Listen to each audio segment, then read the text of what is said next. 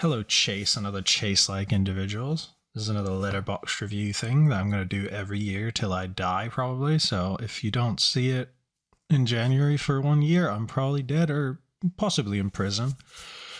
So yeah, Chase, your video was great, and your adding of films to your watch list was very inspiring, and it's a pleasure to take knowledge in the fact that if you die at age 110, you'll still probably have 10,000 films in your watch list, which I aspire to.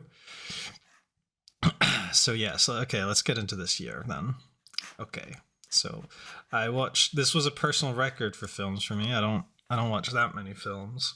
I sort of go in between waves of watching films and nerding out on other things.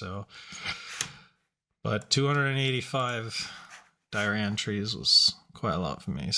But yes, for the year, I think this was an interesting year for film. I think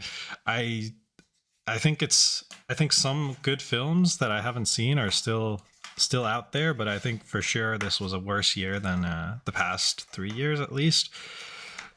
Obviously better than the COVID years though. But at least 2023 and 2024, I had a lot more fun with a lot of the films. But maybe I'm just getting older. Who knows? But I think Begonia was definitely the highlight of the year. I think it came out at the perfect time. It was weird. There's gonna be like 10 films like this made, and they're just gonna be not hit the same. I think this came out at the perfect time, and yeah, it was great. It was such a great time to watch it in the cinema. Just an absolute ridiculous movie. And one battle after another, I think is close behind as a film, as one of the best of the year. It's just, Paul Thomas Anderson just doesn't miss. I just love his films, and this was definitely like up there in his filmography. It felt like he had not dropped like a masterpiece for a while, and this was so much fun. It was just like you sink into the seat. Oh man. And yeah, then Adolescence, I think this is a mini series. I really recommend it. It was so much. It was so good. It was very like the kid actor here. It's just amazing, and it's a pretty devastating movie. And again, like Buonia is quite kind of, and One Battle After Another. It's kind of like about the time we live in. I guess I'm just becoming old and watching movies about the zeitgeist. The political atmosphere. Damn. I'm so old. This is trying to cope with this. And then Warfare. I was just great. It just cuts out all the fat, and I feel like you could see the top reviews. It's like a 5-star, and then it's like a half star. It's like people hate this. And I think it's also a little bit based on politics, but I didn't really read it that way. I think it's a lot more of a film that you need to really, it doesn't push you any direction. You sort of need to make your own mind up about the film. And it has a lot of injustices that it just brushes off, because I feel like it doesn't need to dwell on those. I think it's just a solid film, and just a really devastating time. And again, this was in the cinema, and the sound design is just amazing. Then Sinners, I thought Sinners was like the film of the year, I feel. Well, maybe one battle after another, but Sinners was like the film for a while, and I thought it was good. I thought it was really great. I didn't think it was like a masterpiece or anything, but I thought it was like a really, really fun film to watch. As was Weapons.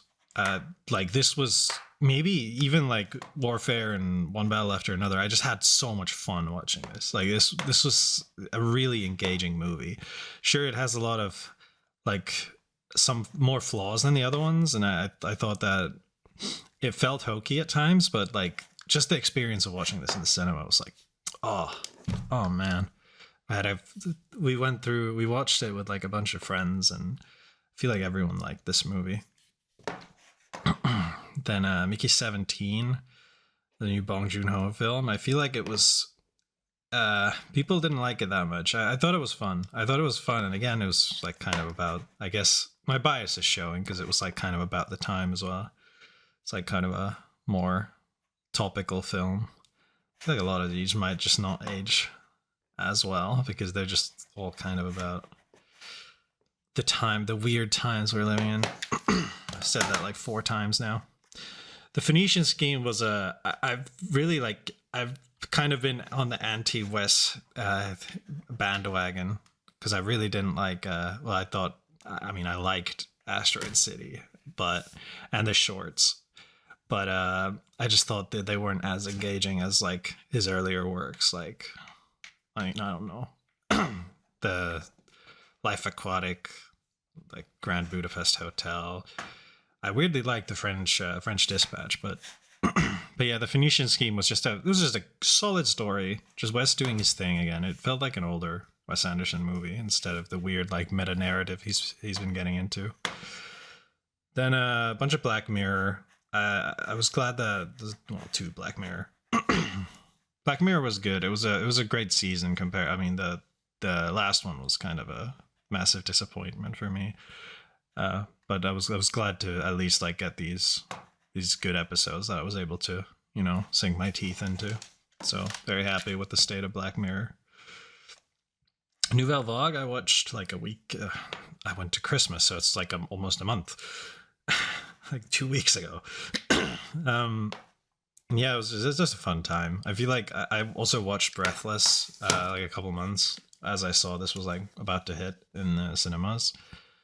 And yeah, both were just fun hangout movies. They really got the vibe right with this one. It was a really charming movie to go see in the cinema. Then we have some of the films that I saw stuff in. I mean, I wasn't the biggest fan, but I saw stuff. Wake Up Dead Man. I watched like the Knives Out sequels a while ago. They're really fun films. Like I feel like they're like the easiest like films to watch with family. They're really entertaining and they're just a good time. But I feel like there's always an issue with the films. I think the first one's still the best and the most charming, but I feel like the second sort of lacks the charm, and this one maybe the plot isn't as strong as the other two. So you sort of missing bits, the later two movies, but yeah, still a good time and definitely worth watching this one. Then F1, the plot is just not there. It's clearly more of sort of a technical, like a Marvel, well, not like a Marvel movie, but like a sort of an event film.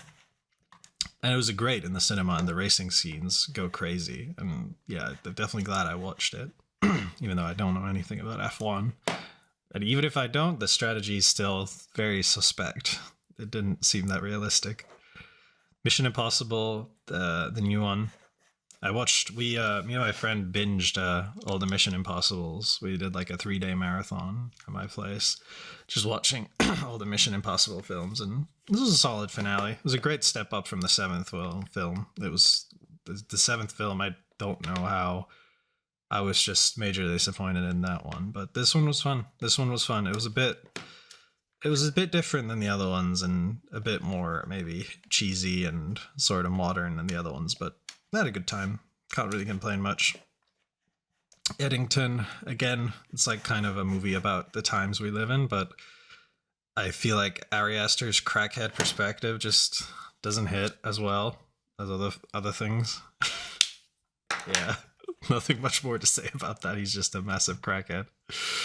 And then Caught Stealing, Aronofsky's film. Good time. It was, again, a bit all over the place, but the overall like vibe of the film was very strong. So yeah. Yeah, so this one I watched, Chase's graph. Your graph is crazy, man. Like you're watching like 7 films a week every week. But I went kind of crazy at the beginning of the year, and then here you can see where I start watching House MD, and then I watch it for like 2 months, and I watched like no films. So yeah, kind of went crazy. House MD was like almost the highlight of the year for me. I got so obsessed with that TV show. It's like every episode is literally the same. It's the same thing, except like maybe like 10-15 episodes are a bit different. But the sort of the premise of House MD was so much fun, and I knew after I watched the pilot that I'm binging the whole fucking show, and it took 2 months, and I enjoyed every minute of it. I can't lie. but it just became my life for a while. And watching shows is crazy because I just get way too addicted and immersed into them, and I don't do anything else than to watch shows. Oh yeah, you want to come out? It's like, no, I have 10 episodes to watch. Well, maybe not that bad, but yeah, I would avoid a lot of interaction to watch House. Yeah, I don't know. This distribution looks about right. Just films on the weekend and not on Friday because, doing stuff. Yep, looks about right. Monday the same as Saturday. Huh, cool. Yeah, I started the year off with Sunshine. I'm very happy about the first film and the last film. They're kind of good bookends to the year. Starting the year off with a classic that I watch all the time. I watched it twice this year, and then ending it off with a New Year's film, The Apartment. Great stuff. Royal Tenenbaum's 50th film is a weird. Yeah, I guess I'll talk about these. This was my favorite Wes Anderson film. I think it's probably still I would say objectively the best Wes Anderson film, but Moonrise Kingdom just really resonated with me personally, more so than almost any other movie this year. But Royal Tenenbaums was a really great time, and I used to be on a way. I used to kind of hate on Wes Anderson, but then I've been filling out his filmography, and I feel like every film is better than the next. I feel like I've just sort of dodged all the films that I really love in his filmography, and I can't. There's still a couple left, so I can't wait to finish it. And then Mission Impossible 2. This was during the marathon. This is the worst one. Although it still has some cool parts, but then you almost fall asleep halfway through because every scene is the same. Then I went on this sort of international film marathon where I would just only watch international films for a month. Well, pretty much almost. And Soy Cuba is a communist propaganda film from Cuba. Yeah, it's a good film. It had a lot of really great shots. Just very beautiful stuff. There was some other highlights from that international film binge that I wish were here, but well, there you are. Can't make this video too long. This was a vibes film. I googled movies that remind people of the Life is Strange video game, and this came up. I was really obsessed with that vibe for a little bit, and I wanted to recreate it. It was fun. It definitely recreated the vibe, but as a film, it wasn't amazing. Yeah, and then Fast Five. I did a slop fest month that ended up being 2 months where I would just watch really unartistic movies, I guess, and Fast Five was up there. And I've just learned that I'm going to see the Bong Joon-ho film in about 2.5 hours. The new one, not Bong Joon-ho, Park Chan-wook. I don't know. What's it even called? No Other Choice. Yeah, and we'll go watch it in the cinema in a couple hours. So that's fun. All right. Yeah, this looks pretty similar. I think a comedy being this high is kind of new, but I feel I watched a lot more. I sort of tried to be a little less artsy with my film choices and a little less pretentious. I think I've sort of been regressing to my roots recently. I'm reaching the stage where being a boring art house snob is no longer a key part of my personality. So comedy being up there makes sense. Yeah, thriller, action. No horror on this list is pretty crazy. But don't mind. Then, because I'm Finnish, I've watched a lot of foreign films this year, yeah. Only 8 non-foreign films. I'm so cultured, man. This is what I get. 233 foreign language films with this one. English. Good. No, but seriously, yeah, it's fine. I feel I watched a lot of Hollywood. I just sort of embraced how much I love Hollywood this year. And yeah, no shame in that. Highest rated Japanese though. Yeah, well, and well, I'm a bit of a weeb as well. Don't take that out of context. Humanity in the world around us seems to always be at the top, like without fail. It's always this. I guess it just knows what I like. Dangerous technology in the apocalypse. Yeah, alright. Whatever. Well, how's Fright and Shock Mystery 17, but I don't have horror up here. Hello? Damn. Okay, yeah. Only that many oh, don't spoil that. Yeah, only like 11% 2025 releases. The issue is that Finland is always like half a year behind the nicher films. Like even if we get like some of the less popular films of the year from Hollywood at all, then they'll be like summer 2026. So that's why this is so low. Although I have been sort of not been watching that many newer films and sort of focusing on the older stuff. So it's a mixture of both. A lot more rewatches I think than usual. This is like crazy. 20% rewatches. That's mental actually. Yeah, well, whatever. And everything I did I reviewed. That's just sort of how it is. I feel like I was a lot more critical this year, or maybe I just watched a lot of films that I wasn't too crazy about. Cause I feel like a lot of like the rewatches even like pad these out, so maybe I'm getting old and everything that I watched before I was 25 is great, and after, you know, the world's gone, man. But this is what I'm happy about it. I'm not ecstatic about it, but I was actually able to decrease the size of my watch list this year. You know, maybe I did some counting, and I think when I'm 80, I should be done with it. So if I keep going at this rate, which I definitely won't. So there's hope. There's hope to finish your watch list after all. This was a Humphrey Bogart being number one is funny. I went on like during the start of the year, I went on like this sort of, I LARPed as Humphrey Bogart. I was like, this guy's literally, he's the literaliest me ever. And I bought like a noir detective hat and everything, which in like hindsight, it's just a fedora. So I just look like I've never worn it outside because I just realized what kind of a misplay it was. I just look like a massive geek, but yeah, Humphrey Bogart is the GOAT. He's the GOAT, man. The charisma is like, mwah. Yeah, very happy to have him as my number one this year. And then everything else is pretty much, yeah, Tom Cruise. I watched all the Mission Impossible films, and then everything else is just Harry Potter. Because I heard the new series is gonna come out, so I feel like I felt like I needed to watch the films one last time. You know, them being like the primary source. I feel like they always will be, but you know, I will watch the series when it comes out because I used to be a massive like Potterhead as a kid. Yeah, I don't know. I'm just gonna ignore that. Directors, yeah, David Lynch.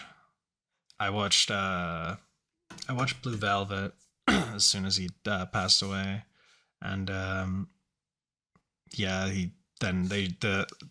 oh god, my headphones just died, but I realized I wasn't even using them, so it doesn't really matter. Yeah, David Lynch. The cinemas were showing a lot of his films after, like a couple months after, so we went to see Mulholland Drive, and we watched Lost Highway in the cinemas.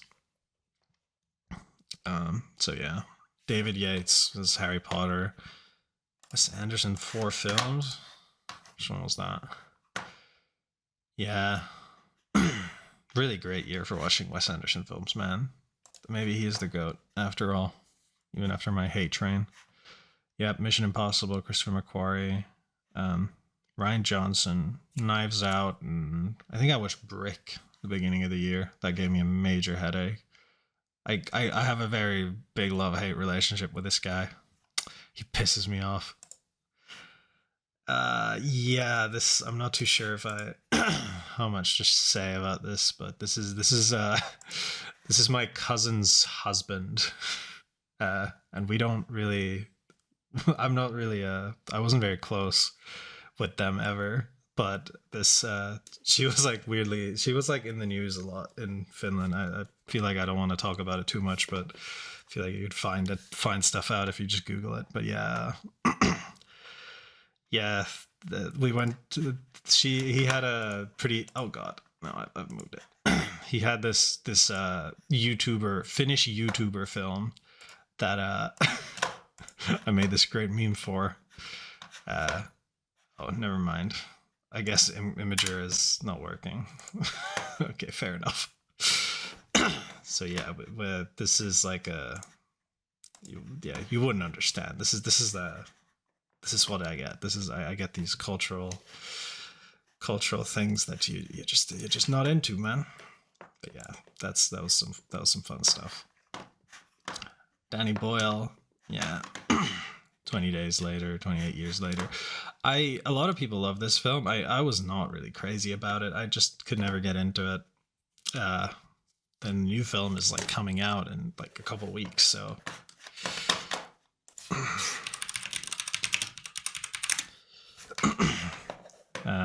yep.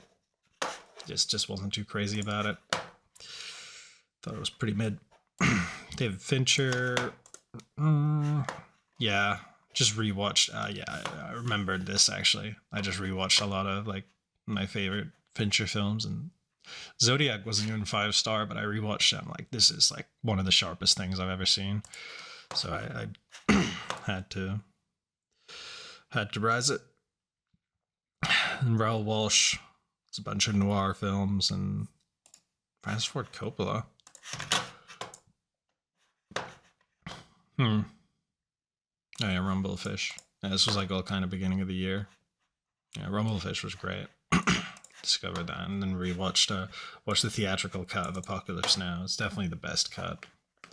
Just like no doubt. But I'd never seen it before. I'd always seen the Redux, and I loved that one. But man, like that was kind of on a different level. I think I even said in the review, it's like this is like the best like American film. Like it's like so deeply American and just very solid. I'm gonna skip through these. What is that? J.K. Rowling now? Yeah, original writers. She leading the pack in that category. This damn, this was my highest rated. I guess it just came out. All right, 6 likes. I would consider myself a bit of a celebrity. Oh god, this is so schizophrenic. I watched Harakiri, just amazing movie. It's like I was like, oh, I don't want to be unoriginal. Like it actually is as great as it looks. But I feel like you do need to be a little bit of a distinguished cinephile to be able to appreciate it. But yeah, very solid, and like I feel like it hits on a lot of themes that I really like personally, like sort of the history and sort of the how history is written. And dude is more Bover, man. How is it lowest average, bro? Yeah, this was I've forgotten what happened in this film. I don't know why it's such a meme. It's so boring. Fight Club most popular, yeah, checks out. This is a film from the director here. This is I actually saw this with the director and his wife, my cousin, giving like a presenting it in the local art house cinema. Yeah, her daughter is like the main actress in it. Yeah, it wasn't a great film. I hate to say so publicly, but it was all right. I could see there's a lot of like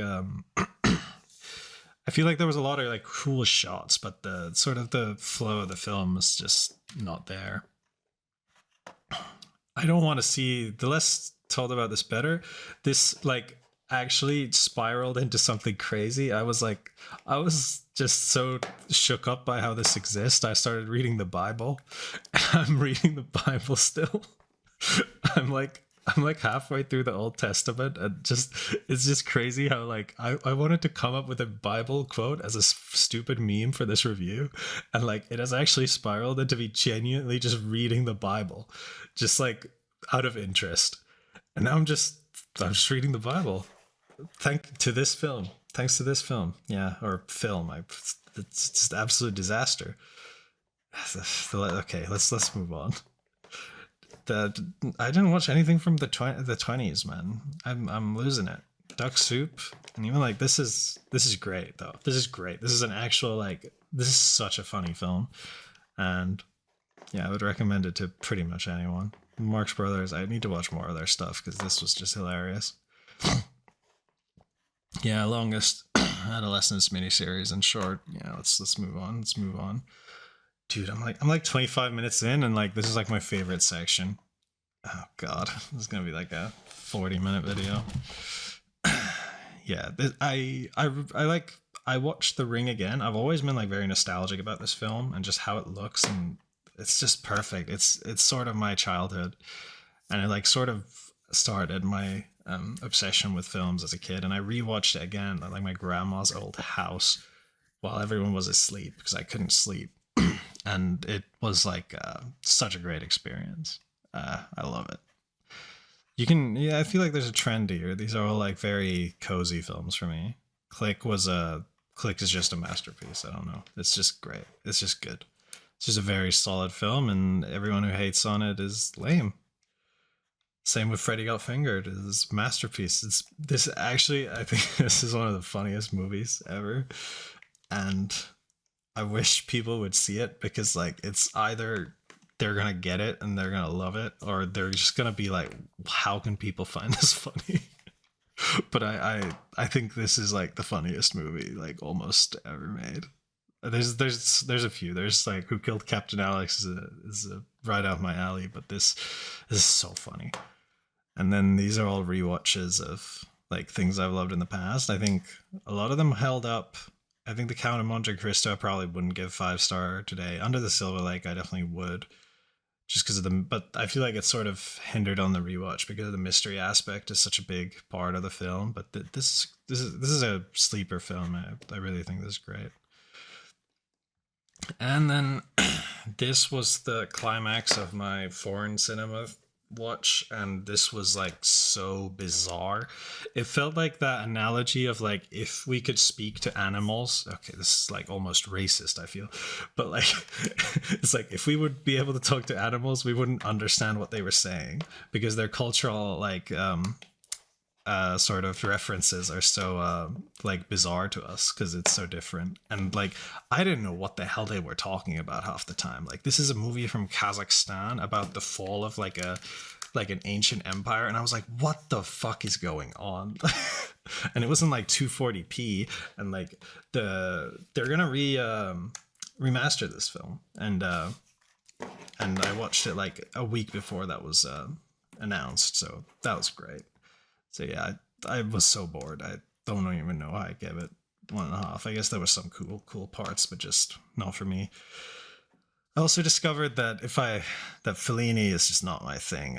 I watched Nights of Cabiria. It was alright, but again, I was a bit like, I don't really care. And 8.5, I watched this in the cinema, and I just fully established that I don't care. I don't care what goes on in that man's head, and Fellini is on the anti-watch list for a little bit. Yeah, just not really my thing. And then Mission Impossible 7, ugh, horrible movie.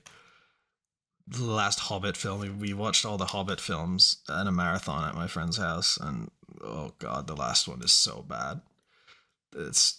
Don't watch these films, man. The first two are fine, but like the final one is just like there's nothing interesting about it really, except just some of the set pieces. Yeah, this is a Three Stooges thing. I'd heard of them for a while, and I was like, oh, let me get into them. Just didn't laugh. Just wasn't funny. And then Fast 5 is just car go fast, man. Yeah, bunch of films. world map got filled a lot because I tried to watch a lot of foreign films. Look at the Africa, man, I'm so cultured. And this one, what is this? USA, this foreign place. Yeah, watched way more foreign films this year than non-foreign ones. Okay, pretty good. Uh, yeah, out of these, I'm really only interested in Marty Supreme, and that's coming out in like 3 weeks in Finland, in my city. So yeah, I'll watch that when it comes out, like ASAP. And then this, yeah, okay, 30 minutes. It's not too bad. Yeah, decent year for film. I watched a lot of good stuff. But this, there, like, I feel like there was a lot more like great films in the past 2 years. But again, like stuff like Marty Supreme, stuff like, I mean, so many films that Chase was talking about. I just haven't seen. I really want to see that one film.